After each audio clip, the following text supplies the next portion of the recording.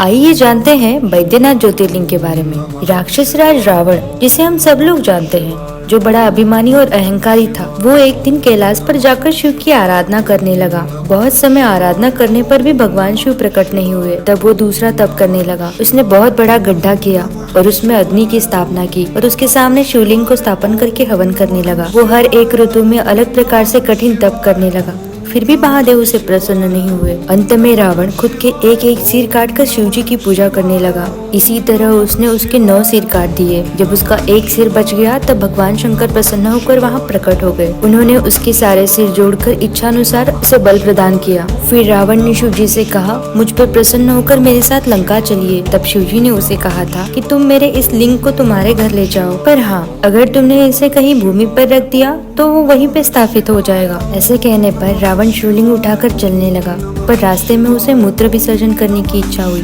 वो उसे रोक नहीं सका। अपने पास खड़े एक ग्वाले को वो शिवलिंग पकड़ने के लिए कहा और मूत्र विसर्जन करने लगा, पर उस ग्वाले को ज्यादा देर तक शिवलिंग का भार सहा नहीं गया।